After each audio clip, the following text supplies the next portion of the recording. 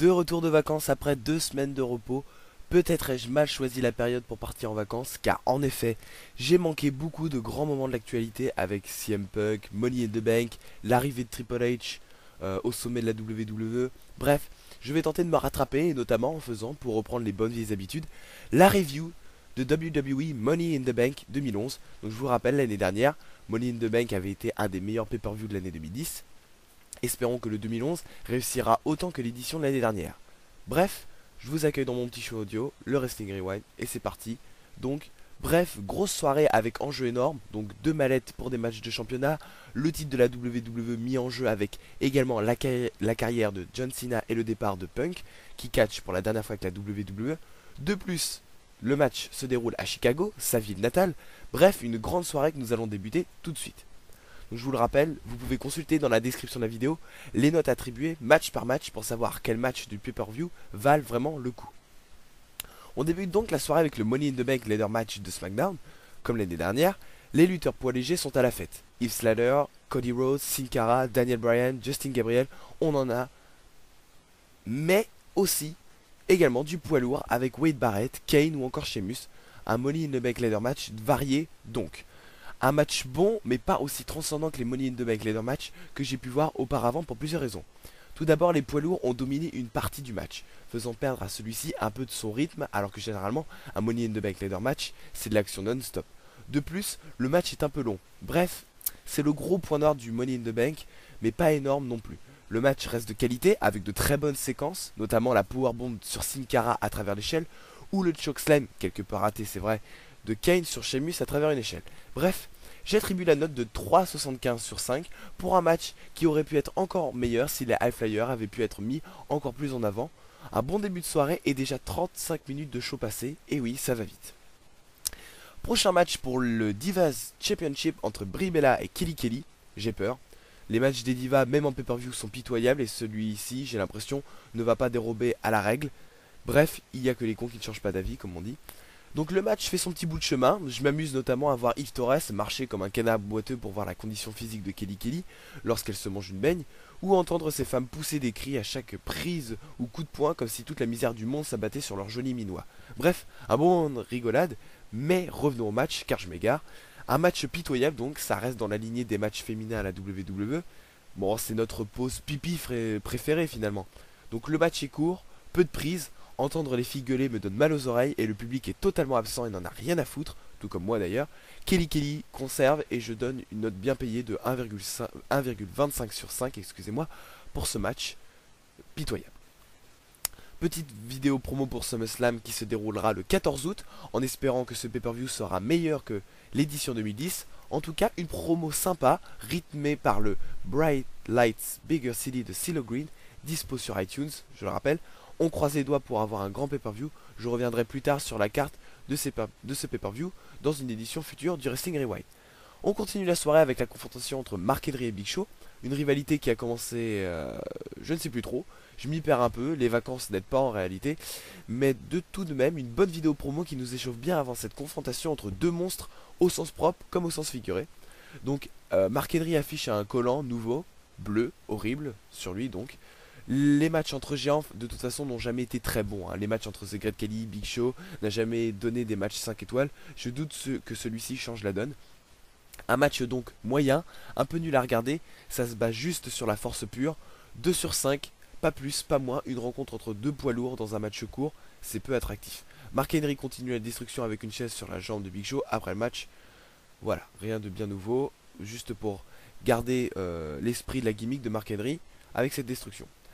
Donc c'est maintenant l'heure du Money in the Bank Ladder Match de Raw. J'ai entendu de bonnes critiques de la part des fans. On va voir ce que ce match vaut donc. Et donc à noter d'abord une belle acclamation pour Alex Riley lors de son entrée. C'est à noter tout de même. The Miz qui fait son entrée sans le titre WWE. Ça fait bizarre. Je tiens d'ailleurs à souligner que cet homme a été élu meilleur catcheur de l'année 2011 par le très sérieux magazine Pro Wrestling Illustrated. 500 catcheurs classés et le Miz premier. C'est-à-dire d'un accomplissement pour le jeune Miz. Donc un début de match solide avec des duels d'échelle assez intéressants à voir. Les coups sont à peu près bien portés et on a mal pour les catcheurs finalement. Airborne du haut d'une échelle à l'extérieur du ring. Bourne est fier de cette prise, bien portée puisque ce dernier sourit devant la caméra. Exceptionnel mouvement pour commencer le match. Le reste du match suivra correctement, de bons mouvements, le meilleur Money in the Bank Ladder match depuis WrestleMania 24, quoique un peu court tout de même, mais ça reste un très très bon Money in the Bank Ladder match, avec une performance solide de chaque homme présent, une fin originale avec Del Rio qui retire le masque à Rey Mysterio. Bref, même si ce dernier est moins long que le Money in the Bank Ladder match de SmackDown, celui de Raw reste de bien meilleure qualité. Ça sera donc un 4,25 sur 5 et c'est mérité.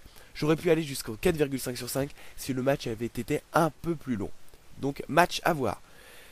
On passe avec une énième confrontation entre Christian et Randy Orton pour le World Heavyweight Championship.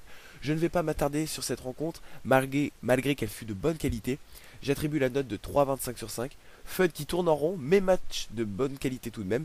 Randy Orton portera 2 RKO sur la table après le match, histoire de faire comprendre qu'il est le patron toujours à SmackDown.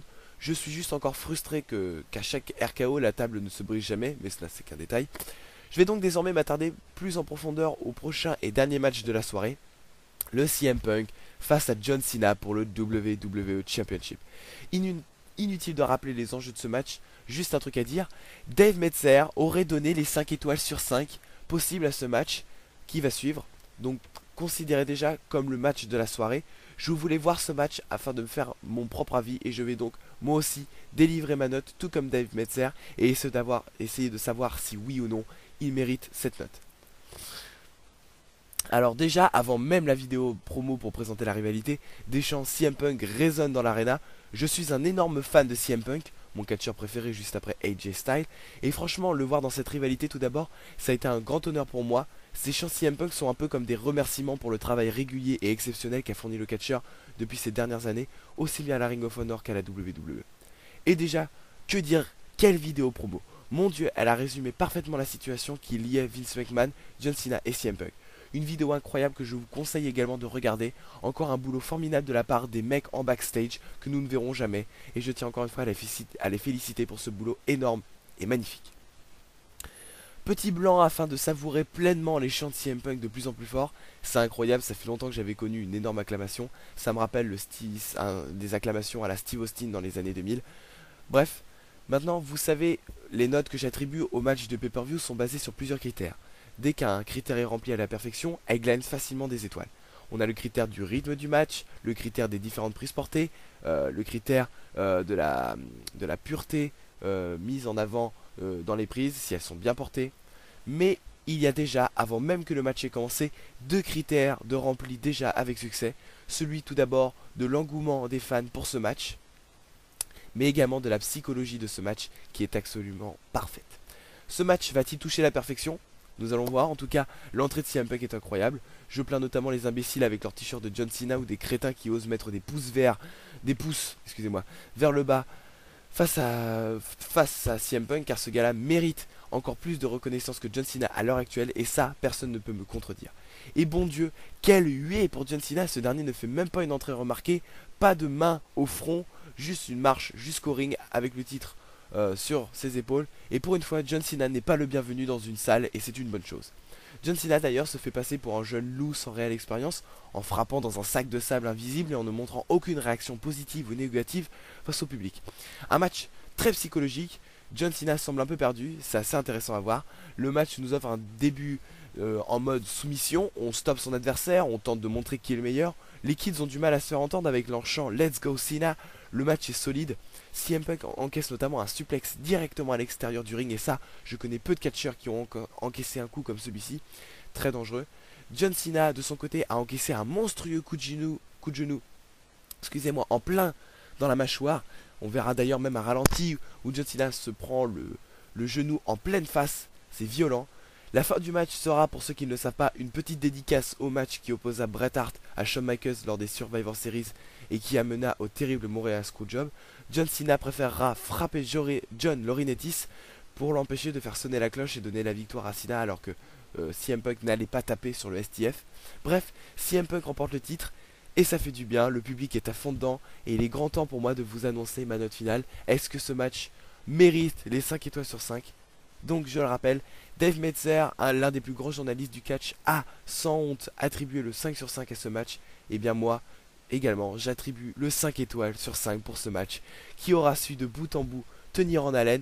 Malgré un rythme qui diminuait de temps à autre, le grand final et la rencontre solide aura été un bijou de catch à voir et pourtant à la WWE, des matchs de cette facture, ça se compte sur les doigts de la main.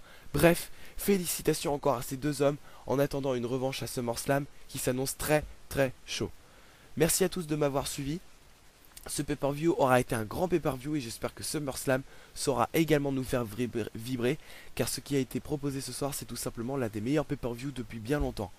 Merci à tous et à demain pour une nouvelle édition du Wrestling Rewind et je tiens notamment à souligner que je suis malade, en effet j'ai le rhume et je suis quelque peu fatigué car je suis rentré de vacances hier donc ma voix est quelque peu déraillée et j'ai peut-être du mal à prononcer certains mots. J'en suis encore désolé, mais en tout cas j'ai essayé de faire mon maximum pour que cette chronique soit claire. En tout cas, merci à tous de me suivre et à demain pour une prochaine édition du Wrestling Rewind. Salut à tous!